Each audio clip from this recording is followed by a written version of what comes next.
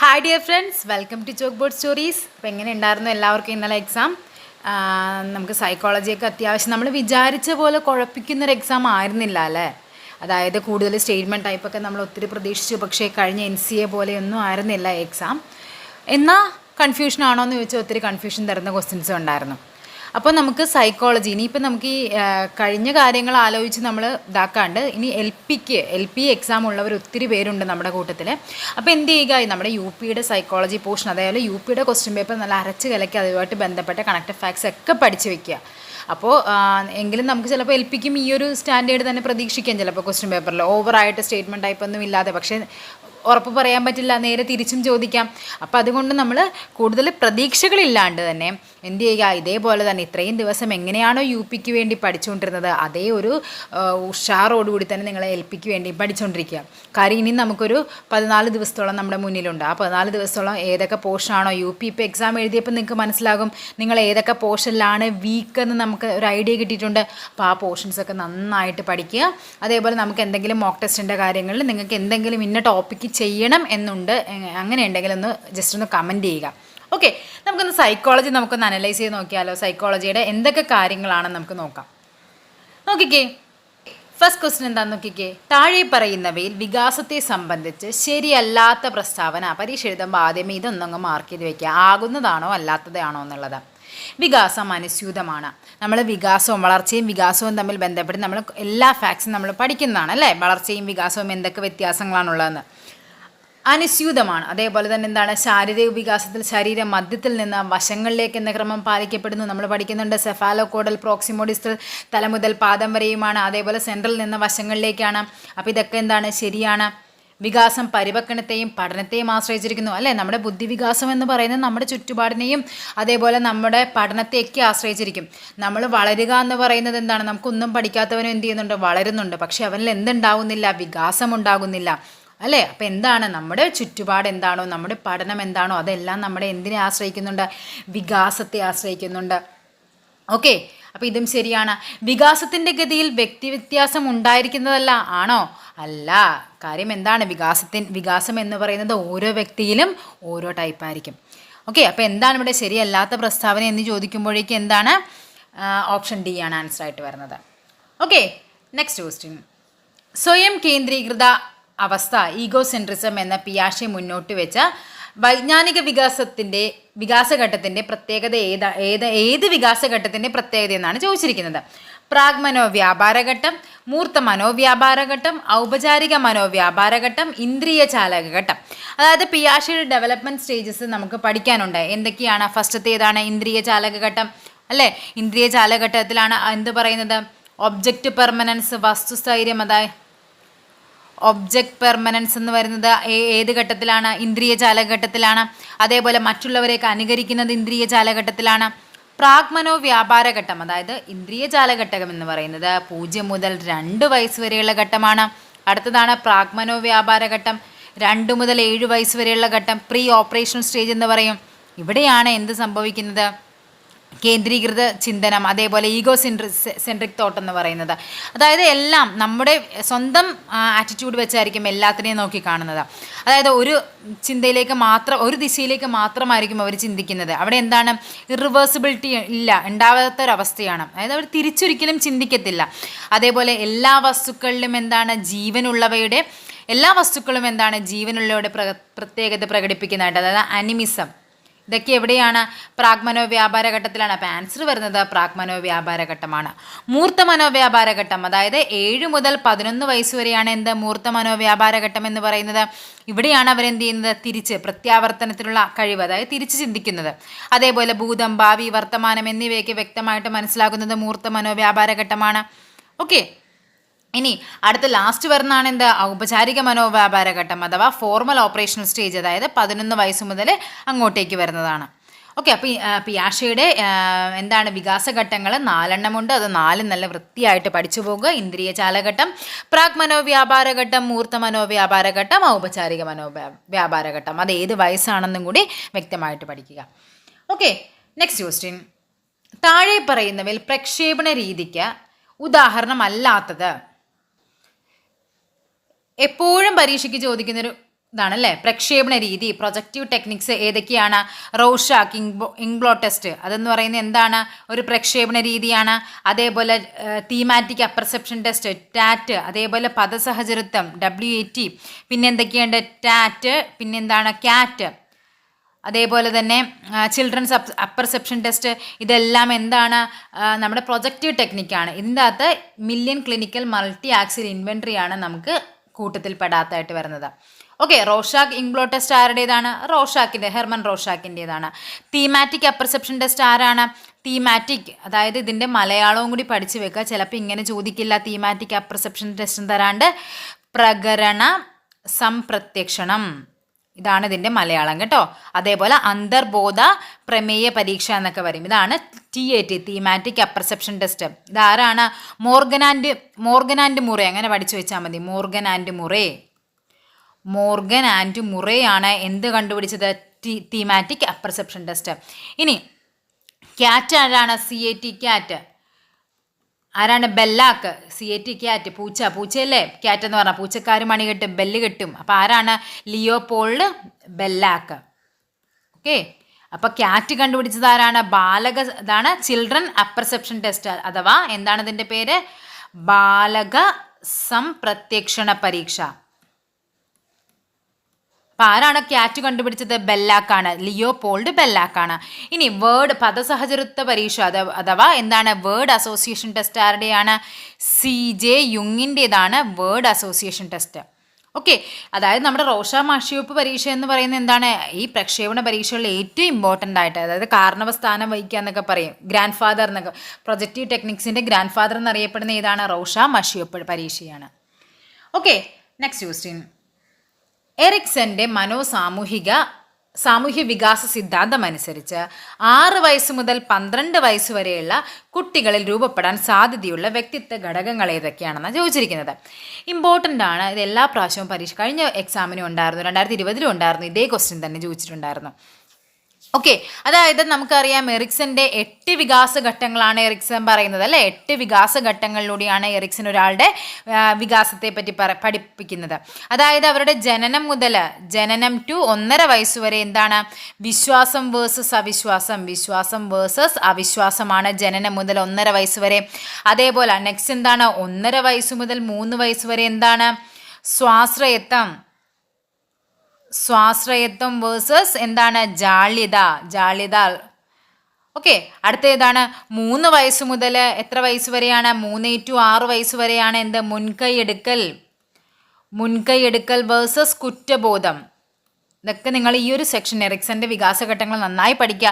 ഈ എറിക്സന്റെ വികാസഘട്ടം 3 to 6 നമ്മൾ എന്ത് പറയുന്നത്? കളിപ്രായം എന്ന് പറയുന്നത്. ഓക്കെ, അതേപോലെ നെക്സ്റ്റ് വരുന്നത് എന്താണ്? 6 വയസ്സ് മുതൽ 12 വയസ്സ് വരെയാണ് എന്ത്? ഊർജ്ജസ്വലത വേഴ്സസ്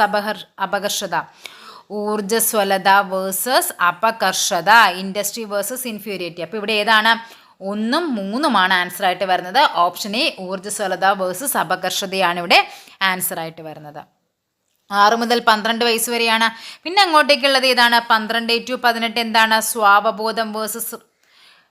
സ്വാവബോധം വേഴ്സസ് റോൾ സംശയങ്ങൾ. ഇതാണ് ഇവിടെ മുതലാണ് 12 മുതൽ 18 വരെയുള്ളത്. പിന്നെ അങ്ങോട്ടേക്കുള്ളത് നമ്മുടെ എയർലി ഏജ്. നമുക്ക് പഠിക്കാനുള്ള ശരിക്കും ഈ ഒരു 18 വയസ്സ് വരെയുള്ള കാര്യം നമുക്ക് പഠിക്കേണ്ട എന്താണ്? ചൈൽഡ് സൈക്കോളജി ആണല്ലേ. എങ്കിലും ജസ്റ്റ് മറ്റേതൊന്ന് വായിച്ചു വിട്ടേക്കുക. അപ്പോൾ എറിക്സന്റെ സാമൂഹ്യ വികാസ സിദ്ധാന്തം അനുസരിച്ച് 6 വയസ്സ് മുതൽ 12 വയസ്സ് വരെയുള്ള കുട്ടികളിൽ രൂപപ്പെടാൻ സാധ്യതയുള്ള വ്യക്തിത്വ ഘടകമാണ് എന്ത്? ഊർജ്ജസ്വലത വേഴ്സസ് അപകർഷത എന്നുള്ളത്. Okay, next question. താഴെ തന്നിട്ടുള്ള വ്യക്തിത്വത്തെ സംബന്ധിക്കുന്ന കാഴ്ചപ്പാടുകളും അവ മുന്നോട്ട് വെച്ച് ശാസ്ത്രജ്ഞരും തമ്മിലുള്ള ശരിയായ ബന്ധം സൂചിപ്പിക്കുന്നവ.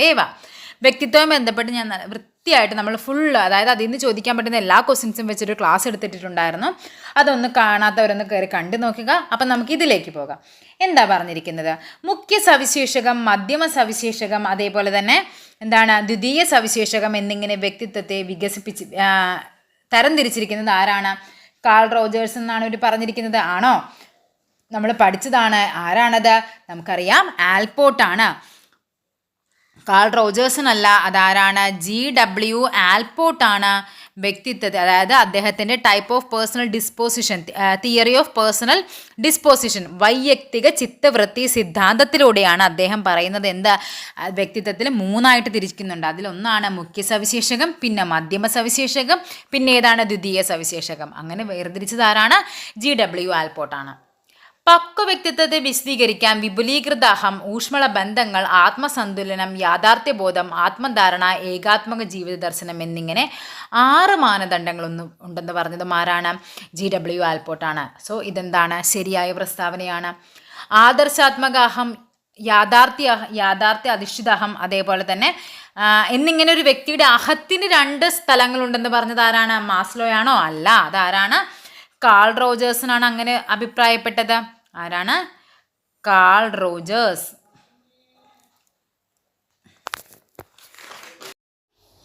ബോധമനസ്സ്, ഉപബോധ മനസ്സ്, അബോധ മനസ്സ് എന്നിങ്ങനെ മനസ്സിന് 3 തലങ്ങളുണ്ടെന്ന് പറഞ്ഞത് ആരാണ്? സിഗ്മണ്ട് ഫ്രോയിഡാണ്. സോ നമ്മുടെ ആൻസർ വരുന്നത് 2, 4 എന്നിവയാണ്.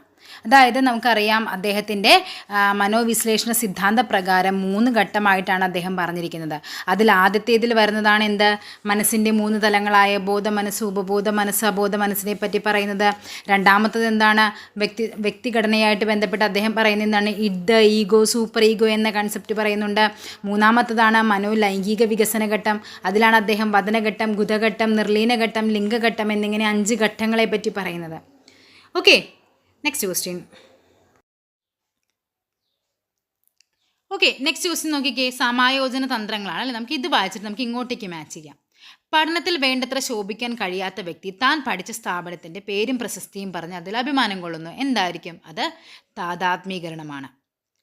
അതായത് അവൻ എന്ത് ചെയ്യുന്നുണ്ട്?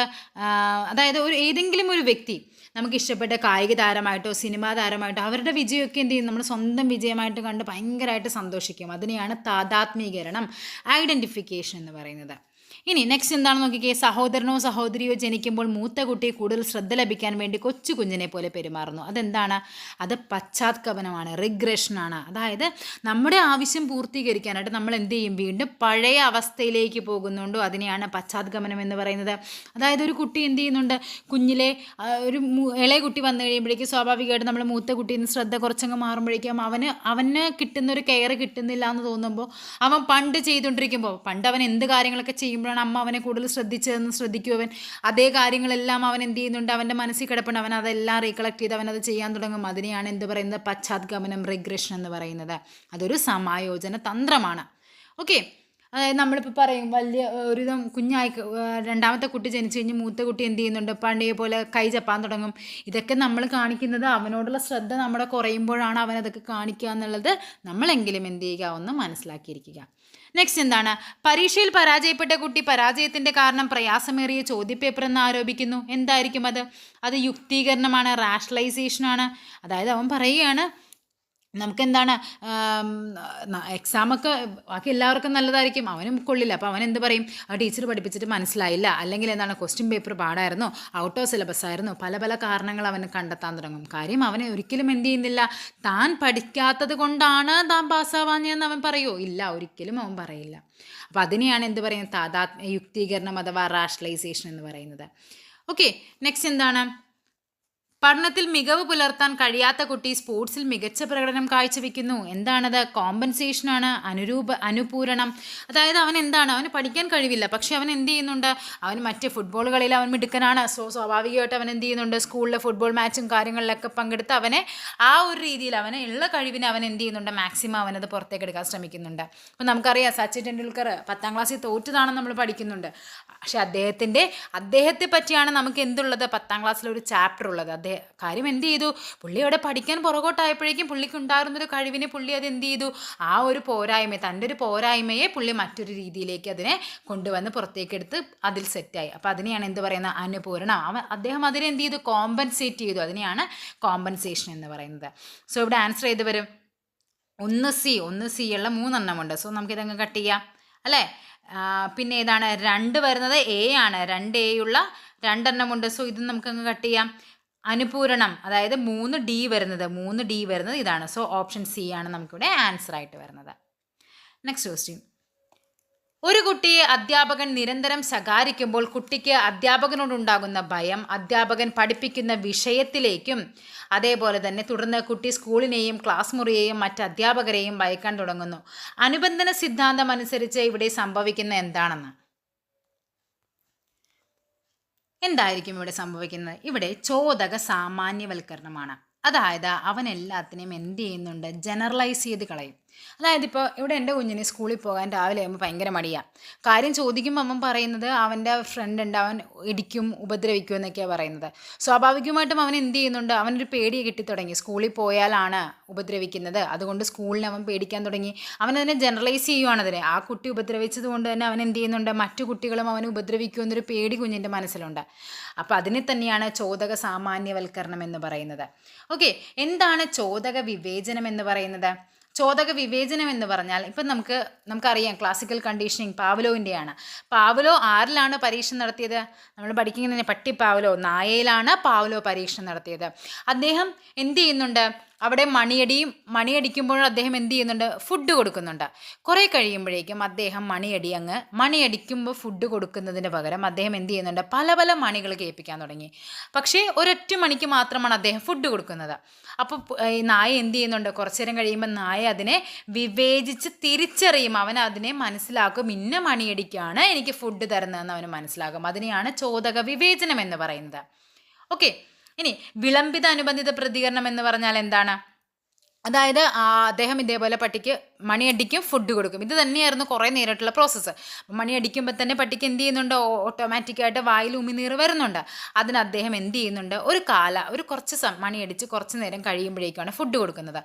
അങ്ങനെ ചെയ്യുമ്പോഴേക്കും പതിയെ ആ ഉമിനീരങ്ങ് കുറയും. പക്ഷെ കുറച്ച് നേരം കഴിയുമ്പോൾ വീണ്ടും മണിയടിച്ച് കുറച്ച് സമയം കഴിഞ്ഞാലും നായയ്ക്ക് മനസ്സിലാകും കാര്യം എന്താണ്? മണിയടിച്ച് കുറച്ച് നേരം കഴിഞ്ഞിട്ടായാലും എനിക്ക് ഫുഡ് കിട്ടുമെന്ന് നായയ്ക്ക് മനസ്സിലാകും. വീണ്ടും അവിടെ എന്ത് ചെയ്യുന്നുണ്ട്? പഴയ പോലെ ഉമിനീർ സ്രവം വരാൻ തുടങ്ങും. അതിനെയാണ് ഡിലേഡ് കണ്ടീഷൻ റെസ്പോൺസ് എന്ന് പറയുന്നത്. ഇനി എന്താണ് അനുബന്ധനം ചെയ്യാത്ത പ്രതികരണം അഥവാ അൺകണ്ടീഷൻ റെസ്പോൺസ് എന്ന് പറയുന്നത്? അവിടെ ഏതാണ്? കണ്ടീഷൻ ചെയ്തിട്ടില്ല. നമ്മൾ എന്ത് ചെയ്തു? മണിയടിച്ചു, പട്ടിക്ക് ഫുഡ് കൊടുത്തു. അപ്പോൾ സ്വാഭാവികമായിട്ട് പട്ടിക്ക് എന്ത് വരും? ഫുഡ് കാണുമ്പോഴേക്കും വായിൽ ഉമിനീർ വരും. അവിടെ നമ്മൾ കണ്ടീഷൻ ചെയ്യുന്നില്ല. പിന്നെയാണ് നമ്മളത് എന്ത് ചെയ്യുന്നത്? കണ്ടീഷൻ ചെയ്യുന്നത്. കണ്ടീഷൻ ചെയ്ത് കൊടുക്കുക എന്ന് പറഞ്ഞാൽ എന്താണ്? അതായത് നമുക്കറിയാം അപ്പോൾ പട്ടിക്ക് കുറച്ച് കഴിയുമ്പോൾ മനസ്സിലാകും മണി അടിച്ച് കഴിയുമ്പോഴേക്കും എനിക്ക് എന്താ ഫുഡ് വരുന്നുണ്ട്. നമുക്കറിയാം നമ്മുടെ വീടുകളിൽ പട്ടികൾക്ക് ചില വീടുകളിൽ കാണാം ഏതെങ്കിലും ഒരു സാധനത്തെ ഇട്ടിട്ട് ഇങ്ങനെ കൊട്ടുമ്പോഴേക്കും പട്ടി ഓടിയെത്തും. കാര്യം ആ സൗണ്ട് കേൾക്കുമ്പോൾ പട്ടിക്കറിയാം അത് പട്ടിക്കുള്ള ഭക്ഷണത്തിന് വേണ്ടിയുള്ള സൗണ്ടാണെന്നുള്ളത്. അപ്പോൾ അത് നമ്മളെന്താണ്? കണ്ടീഷൻ ചെയ്തെടുക്കുന്നതാണ്. ഓക്കെ, അല്ലാണ്ട് ആദ്യമായിട്ടൊരു പട്ടി നമ്മുടെ വീട്ടിൽ കൊണ്ടുവന്ന് എവിടെയെങ്കിലും ഇട്ട് കൊട്ടിക്കഴിഞ്ഞു കഴിഞ്ഞാൽ ഒരിക്കലും പട്ടി വരത്തില്ല. കാര്യം നമ്മൾ അതിനെ കണ്ടീഷൻ എടുക്കുമ്പോഴാണ് അതിനെ എന്ത് പറയുന്നത്? കണ്ടീഷൻഡ് റെസ്പോൺസ് എന്ന് പറയുന്നത്. ഇനി എന്താണ് വിലോപം? എക്സ്റ്റിൻഷൻ എന്ന് പറഞ്ഞു കഴിഞ്ഞാൽ അഥവാ വിലോപം എന്ന് പറഞ്ഞു കഴിഞ്ഞാൽ അതായത് നമ്മൾ ഓൾറെഡി എന്ത് ചെയ്തു? മണിനാദം കേൾപ്പിക്കുമ്പോഴേക്കും പട്ടിക്ക് ഓട്ടോമാറ്റിക്കായിട്ട് ഉമിനീർ വരാൻ തുടങ്ങും. കാര്യം പട്ടിക്കറിയാം മണിയടിച്ചാൽ എനിക്ക് ഫുഡ് കിട്ടും. അത് ഓട്ടോമാറ്റിക്കായിട്ട് പട്ടിക്ക് എന്ത് ചെയ്തു? കണ്ടീഷൻ ചെയ്ത് വെച്ചിരിക്കുകയാണ്. കുറേ നേരം കഴിയുമ്പോഴേക്കും പട്ടിക്ക് മണിയടി മാത്രമാക്കും, ഫുഡ് നമ്മൾ കൊടുക്കില്ല. സ്വാഭാവികമായിട്ടും എന്ത് ചെയ്യും? ആ ഉമിനീർ വരുന്നത് എന്ത് ചെയ്യും? കുറഞ്ഞുകൊണ്ടിരിക്കും. അതിനെയാണ് എന്ത് പറയുന്നത്? വിലോപം എന്ന് പറയുന്നത്. ഓക്കെ, നെക്സ്റ്റ് ക്വസ്റ്റ്യൻ എന്താണെന്ന് നോക്കിക്കേ. പ്രശ്നപേടകത്തിലെ പൂച്ചയുമായി ബന്ധപ്പെട്ട് ആരായിരുന്നു? നമുക്കറിയാം പൂച്ചത്തോണ്ടയ്ക്ക് അല്ലേ? പൂച്ചത്തോണ്ടയ്ക്ക്, പട്ടി പാവ്ലോവ്, ഇങ്ങനെയൊക്കെയായിരുന്നു ഞങ്ങളെ പഠിപ്പിച്ചുകൊണ്ടിരുന്നത്. ഓക്കെ, അപ്പോൾ പ്രശ്നപേടകത്തിലെ പൂച്ച ആരാണ്? ശ്രമപരാജയ സിദ്ധാന്തം, തോണ്ടയ്ക്കിൻ്റെ അല്ലേ ശ്രമപരാജയ പഠന സിദ്ധാന്തം. ബോബോ പാവ പരീക്ഷണം ആരുടേതാണ്? അത് ആൽബർട്ട് ബെന്തൂരയുടേതാണ്. ബെന്തൂരയുടേതാണ് ബോബോ പാവ പരീക്ഷണം. അതെന്താണ്? നിരീക്ഷണ പഠന സിദ്ധാന്തമാണ്. സുൽത്താൻ എന്ന പേരുള്ള ചിമ്പാൻസി ആരായിരുന്നു? കോഹ്ലർ അല്ലേ? സുൽത്താൻ എന്ന പേരിൽ ചിമ്പാൻസിയിൽ പരീക്ഷണം നടത്തി. അതെന്തായിരുന്നു? ഗസ്റ്റാൾട്ട് സിദ്ധാന്തമാണ്. ഹെയ്ൻസ് ഡിലേമ ആരുടെയാണ്? അത് കോൾബർഗിൻ്റെയാണ്, ലോറൻസ് കോൾബർഗിൻ്റെയാണ് ഹെയ്ൻസ് ഡിലേമ. അതെന്താണ്? അദ്ദേഹത്തിൻ്റെ സാൻമാർഗിക വികസനവുമായി ബന്ധപ്പെട്ടതാണ്. ഹെയ്ൻസ് ഡിലേമ എന്നൊരു സാങ്കല്പിക കഥയുമായി ബന്ധപ്പെട്ടാണ് അദ്ദേഹം എന്ത് ചെയ്യുന്നത്? സാൻമാർഗിക വികസനത്തെ പറ്റി പറയുന്നത്. Okay, next question. പഠനവും അത് സാധ്യമാക്കുന്ന സാമൂഹ്യ സാഹചര്യവും തമ്മിൽ വേർതിരിക്കാനാവില്ല എന്ന ആശയം അടിത്തറയാക്കി ജീൻ ലേവും എറ്റിൻ വെങ്കറും തുടങ്ങിയവർ 1990കളുടെ തുടക്കത്തിൽ ആവിഷ്കരിച്ച പഠന സങ്കല്പമേത്? ഓക്കെ, ഏതായിരുന്നു ജീൻ ലേവും മെറ്റിൻ വെങ്കറും? അത് സിറ്റുവേറ്റഡ് ലേണിംഗ് ആണ്. Situated learning. അനുഭവാധിഷ്ഠിത പഠനം ആരുടേതായിരുന്നു? അത് David A Kolb. David A കോൾബിൻ്റേതാണ് അനുഭവാധിഷ്ഠിത പഠനം. അതേപോലെ സഹവർത്തിത പഠനം ആരുടേതായിരുന്നു? അത് നമുക്കറിയാം, വൈഗോട്സ്കി ആണ്. വൈഗോട്സ്കി. സഹവർത്തിത പഠനം, അതേപോലെ തന്നെ സംഘപഠനം, സംവാദാത്മക പഠനം എന്നിവയ്ക്ക് ആരുടെ സംഭാവനകളാണ്? വൈഗോട്സ്കിയുടെ സംഭാവനകളാണ്. Okay, next question. Okay, next question എന്താണെന്ന് നോക്കിക്കേ. കുട്ടികൾക്ക് വായനാ പരിശീലനം നൽകുന്നതിന് വേണ്ടി വൈഗോട്സ്കിയുടെ ആശയങ്ങളുടെ പിൻബലത്തോടെ രൂപീകരിച്ച രീതി ഏത്? ക്രിയ ഗവേഷണം, പ്രതിക്രിയ അധ്യാപനം, ലേണർ ഓട്ടോണമി, കോഗ്നിറ്റീവ് നെഗോഷ്യബിലിറ്റി. എന്താണ്? കുട്ടികൾക്ക് വായനാ പരിശീലനവുമായി ബന്ധപ്പെട്ട് വൈഗോട്സ്കി ഏതാണ്? പ്രതിക്രിയ അധ്യാപനമാണ്. അതായത് ഒരു സംഘത്തെ രൂപീകരിച്ചിട്ട് ഒരു അധ്യാപകനോ അല്ലെങ്കിൽ ആ ഒരു അത്യാവശ്യം ഒത്തിരി നോളജൊക്കെ ഉള്ള ഒരു കുട്ടിയോ എന്തെങ്കിലും ആ ഒരു ധാരണയെ പറ്റി നന്നായിട്ട് അറിയാവുന്ന ഒരു കുട്ടിയോ എന്ത് ചെയ്യുന്നുണ്ട്? അവരെ മുൻനിർത്തിയാണ് എന്ത് ചെയ്യുന്നത്? ഗ്രൂപ്പിന് നേതൃത്വം നൽകി നടത്തുന്ന പഠന രീതിയാണ് എന്ത് പറയുന്നത്? പ്രതിക്രിയ അധ്യാപനം എന്ന് പറയുന്നത്. അതിൽ 4 ഘട്ടങ്ങളാണുള്ളത്. ചോദ്യം ചോദിക്കൽ, സംഗ്രഹിക്കൽ, വിശദീകരിക്കൽ, പ്രവചിക്കൽ. ഇങ്ങനെ 4 ഘട്ടങ്ങളാണ്. ഇത് ആരുടെ അതായത് പ്രതിക്രിയ അധ്യാപനം എന്ന് പറയുന്നത് വൈഗോട്സ്കിയുടെ ആശയങ്ങൾ, ഈ സംഘപഠനം, സഹവർത്തിത പഠനം, സംവാദാത്മക പഠനം, ഈ ആശയങ്ങളുമായി ബന്ധപ്പെടുത്തി നടത്തിയൊരു ആവിഷ്കരിച്ച ഒരു പുതിയ രീതിയാണ് എന്ത്? പ്രതിക്രിയ അധ്യാപനം എന്ന് പറയുന്നത്.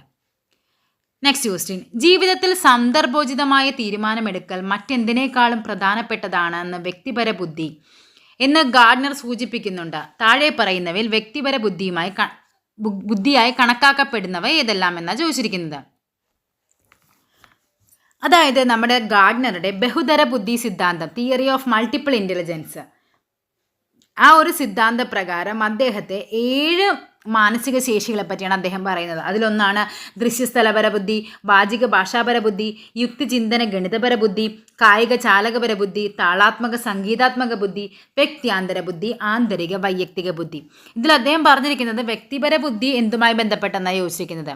ഏതൊക്കെയായിരിക്കും? വ്യക്തിയാന്തര ബുദ്ധി, ആന്തരിക വൈയക്തിക ബുദ്ധി. ഇത് രണ്ടുമാണ് എന്താ? വ്യക്തിപര ബുദ്ധി എന്നൊരു കൺസെപ്റ്റിൽ വരുന്നത്. ഈ 2 മാത്രമേ വ്യക്തിപരമായിട്ട് വരുന്നുള്ളൂ. ആന്തരിക വൈയക്തിക ബുദ്ധി എന്ന് പറഞ്ഞാൽ എന്താണ്?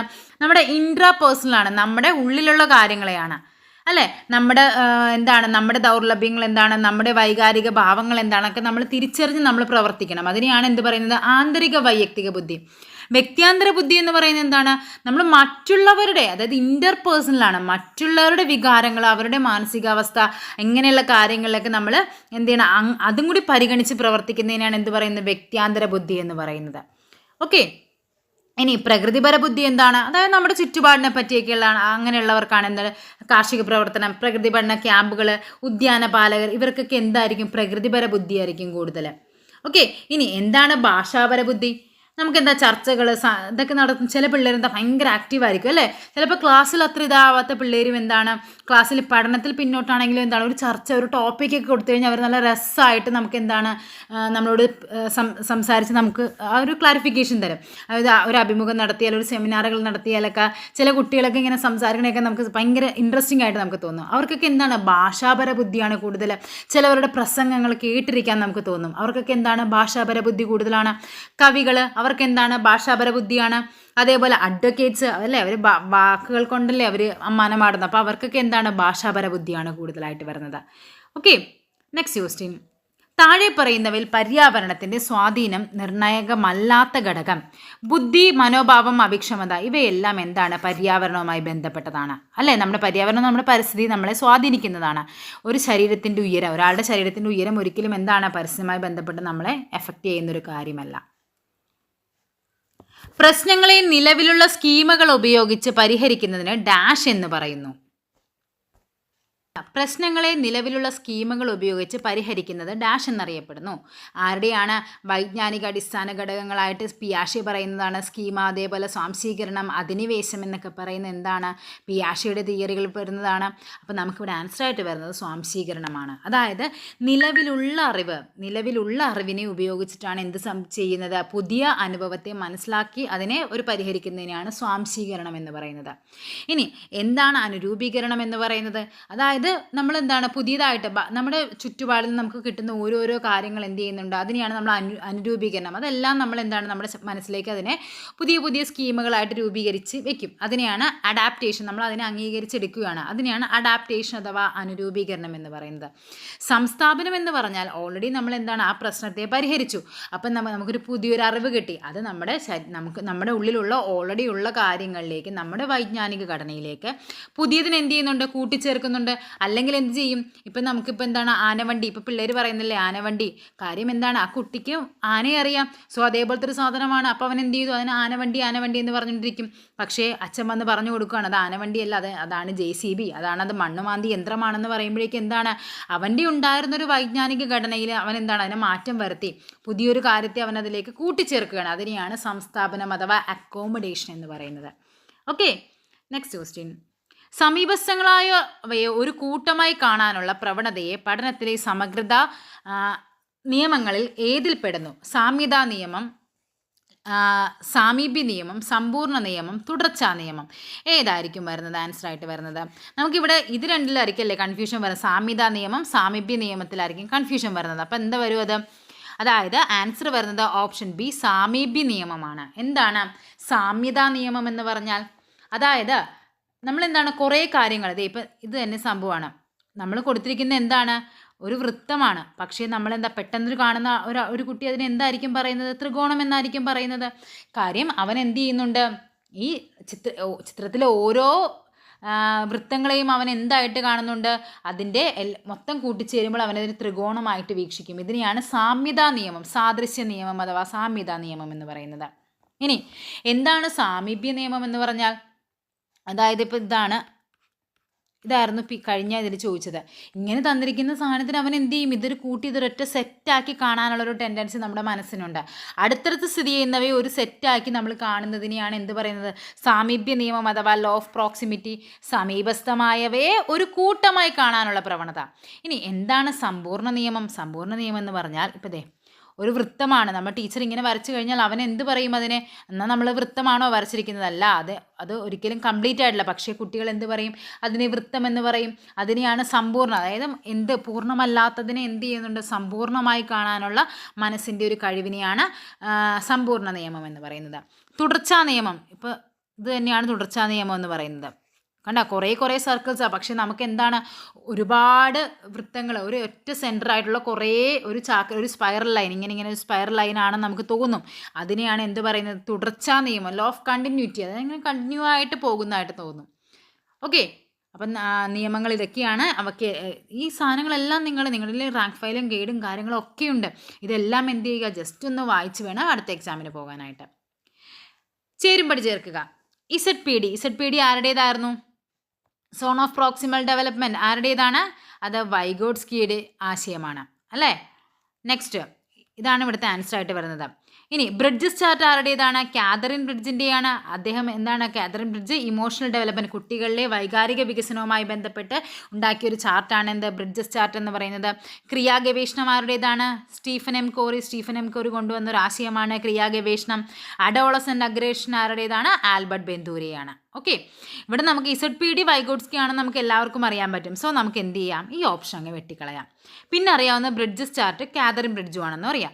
സോ 2D വരുന്നത് ഈ ഓപ്ഷൻ നമുക്ക് കട്ട് ചെയ്യാം. ഈ രണ്ടെണ്ണത്തിലായിരിക്കും ക്രിയാഗവേഷണം സ്റ്റീഫൻ എം കോറി ആണെന്നും കൂടി അറിഞ്ഞു കഴിഞ്ഞാൽ നമുക്ക് കുറേയൊക്കെ നമുക്കൊന്ന് കട്ട് ചെയ്തും കൂടി നിങ്ങൾ ആൻസറിലേക്ക് എത്താനായിട്ട് ശ്രമിക്കണേ. കാര്യം നമുക്ക് അറിയാൻ പാടില്ലാത്ത കാര്യങ്ങളാണെങ്കിലും നമുക്ക് അറിയാവുന്ന കാര്യങ്ങൾ വെച്ച് ആൻസറിലേക്ക് എത്താൻ ശ്രമിക്കുക. Next question. പ്രൈമറി ക്ലാസ്സുകളിലെ കുട്ടികൾക്ക് അനുയോജ്യമായതും പ്രത്യേക പരിഗണന അർഹിക്കുന്നതുമായ കുട്ടികൾക്ക് ICT പഠനം സാധ്യമാക്കുന്നതോടൊപ്പം അവരുടെ ഒട്ടനവധി ശാരീരിക പരിമിതികൾ മറികടക്കാൻ ഉതകുന്ന പ്രവർത്തനങ്ങളും കളികളും അടങ്ങുന്നതുമായ വിദ്യാഭ്യാസ സോഫ്റ്റ്വെയർ ആണ്. ഏതാണ് ആൻസർ? GComplexes ആണ്. ജിയോജിബ്ര എനിക്കറിയായിരുന്നു കണക്കുമായി ബന്ധപ്പെട്ടതാണെന്ന് അറിയായിരുന്നു. ഫെറ്റ് എനിക്കറിയാം സയൻസുമായി ബന്ധപ്പെട്ടതാണെന്ന്. ശരിക്കും എനിക്ക് GComplexes എന്താണെന്ന് യാതൊരു ഐഡിയ ഇല്ലായിരുന്നു. എക്സാം ഹാളിൽ ഇരുന്നപ്പോഴേക്കും ഞാൻ മറന്നുപോയി. പക്ഷേ ടക്സ് പെയിൻറ്റ് നമ്മൾ കുഞ്ഞുങ്ങളെ അറിയാം, പെയിൻ്റ് അടിക്കാനായിട്ട് ചെറിയ ക്ലാസ്സുകളിൽ തരുന്നൊരു സാധനമായിരുന്നു ടക്സ് പെയിൻറ്റ്. ഫെറ്റ് സയൻസുമായി ബന്ധപ്പെട്ടതാണ്. സോ കൂട്ടത്തിൽ പെടാത്തത് GComplexes ആയിരുന്നു. അങ്ങനെയാണ് ഞാനിത് മാർക്ക് ചെയ്തത്. ഇനി ഓരോന്ന് എന്താണെന്ന് പറഞ്ഞു തരാം. ഓക്കെ, ടച്ച് പെയിൻറ് എന്ന് പറഞ്ഞു കഴിഞ്ഞാൽ കുട്ടികളിലെ പാഠഭാഗങ്ങളിൽ താല്പര്യമൊക്കെ ഉണ്ടാക്കാനായിട്ട് എന്താ ശരിക്കും ചിത്രരചന വികസിപ്പിക്കാൻ വേണ്ടിയിട്ടാണ് ടച്ച് പെയിൻ്റ് ഉള്ളത്, ചിത്രരചന. ഇനി ഫെറ്റ് എന്ന് പറഞ്ഞാൽ എന്താണ്? ഇതൊരു സയൻസ് പഠനത്തിന് ഉപയോഗിക്കുന്ന ഒരു ഇൻട്രാക്റ്റീവ് സിമുലേഷൻ സോഫ്റ്റ്വെയർ ആണ് എന്താ ഫെറ്റ് എന്ന് പറയുന്നത്. ഓക്കെ, ജിയോജിബ്ര എന്തായിരുന്നു? ജിയോജിബ്ര ജാമിതീയ രൂപങ്ങൾ വരക്കാനായിട്ട് ഉപയോഗിക്കുന്നതാണ് ജിയോജിബ്ര എന്ന് പറയുന്നത്. ഇനി അതേപോലെ കുറച്ചുണ്ട് സ്റ്റെലേറിയം എന്താണ്? സ്റ്റെലേറിയം അതായത്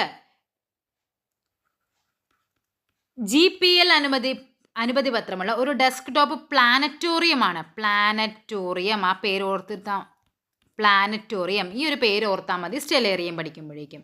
അതേപോലെ ജിംബുണ്ട്. ജിംബ് എന്ന് പറഞ്ഞാൽ എന്താണ്? ഒരു എഡിറ്റിംഗ് സോഫ്റ്റ്വെയർ ആണ്, സ്വതന്ത്ര എഡിറ്റിംഗ് സോഫ്റ്റ്വെയർ ആണ് ജിംബ് എന്ന് പറയുന്നത്. ഫോട്ടോസൊക്കെ എഡിറ്റ് ചെയ്യാനായിട്ട് ഉപയോഗിക്കുന്നതാണ് GIMP. General image manipulation programme. പിന്നെ എന്താണുള്ളത്? കെ ജോഗ്രഫി എന്ന് പറഞ്ഞാൽ ഭൂമിശാസ്ത്ര ജോഗ്രഫി പഠനത്തിന് വേണ്ടി സഹായിക്കുന്നതാണ്.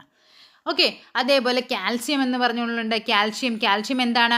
മൂലകങ്ങളുടെ സ്വഭാവ സവിശേഷതകൾ തിരിച്ചറിയാനായിട്ട് ഉപയോഗിക്കുന്ന ഒരു സോഫ്റ്റ്വെയർ ആണ്. ജികോംബ്രിക്സ് എന്ന് പറഞ്ഞാൽ 2 മുതൽ 10 വയസ്സ് വരെയുള്ള കുട്ടികൾക്ക് ചേർന്നൊരു കുറേ കളികളുടെ ഒരു കൂട്ടമാണ് എന്ത് പറയുന്നത്? ജികോംബ്രിക്സ് എന്ന് പറയുന്നത്. Okay, next question.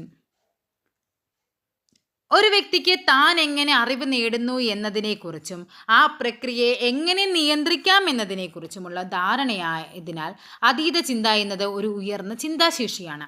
താഴെ പറയുന്നവയിൽ അതീത ചിന്തയുടെ ശരിയായ പ്രക്രിയ തലങ്ങൾ ഏതൊക്കെയാണെന്നാണ് ചോദിച്ചിരിക്കുന്നത്. അതീത ചിന്ത ആരാണ് ആശയം മുന്നോട്ട് വെച്ചത്? അതീത ചിന്ത എന്ന ആശയം മുന്നോട്ട് വെച്ചത് ജോൺ എച്ച് ഫ്ലേവൽ ആണ്. അതീത ചിന്ത എന്ന ആശയം, ചിന്തയെക്കുറിച്ചുള്ള ചിന്ത, അതാണ് അതീത ചിന്ത എന്ന് പറയുന്നത്. ഓക്കെ, അതായത് ചിന്തയുടെ വിലയിരുത്തലും നിയന്ത്രണവുമാണ് അതീത ചിന്ത എന്ന് അഭിപ്രായപ്പെട്ടത് ആരാണ്? മാർട്ടിനെസ് ആണ് അങ്ങനെ അഭിപ്രായപ്പെട്ടത്. എന്താണ്? ചിന്തയുടെ വിലയിരുത്തലും നിയന്ത്രണവുമാണ് അതീത ചിന്ത. ഇനി ഇതിൻ്റെ വിവിധ തലങ്ങളെന്ന് പറയുന്നത് ധാരണ, ആസൂത്രണം, വിലയിരുത്തൽ എന്നതാണ്. ഇത് 3 നല്ല വൃത്തിയായിട്ട് പഠിക്കാനുണ്ട്. ധാരണ, ആസൂത്രണം, വിലയിരുത്തൽ, ഇതിനെയാണ് അതീത ചിന്ത എന്ന് പറയുന്നത്.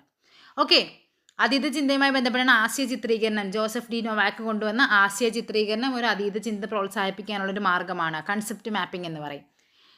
ഓക്കെ, നെക്സ്റ്റ് ക്വസ്റ്റ്യൻ എന്താണെന്ന് നോക്കിക്കേ. ഭിന്നശേഷിക്കാരായവരുടെ അവകാശ സംരക്ഷണത്തിനായി 2016 നിലവിൽ വന്ന ആക്റ്റാണ് RPWD ആക്ട് എന്ന് പറയുന്നത്. RPWD act 2016. ഈ ആക്ട് എന്ന് പറയുന്നത് 1995 പേഴ്സൺ വിത്ത് ഡിസബിലിറ്റി PWD ആക്ടിന് പകരമായിട്ട് 2016 ഡിസംബറിൽ പാർലമെൻറ്റ് പാസ്സാക്കിയ ആക്റ്റാണ് RPWD ആക്ട് എന്ന് പറയുന്നത്. ഓക്കെ, RTE ആക്ട് എന്ന് പറയുന്നത് 2009 വരുന്നതാണ്. RTE ആക്ട് എന്ന് പറയുന്നത്. പിന്നെ RCI ഉണ്ട്, RCI ആക്ട് ഉണ്ട്.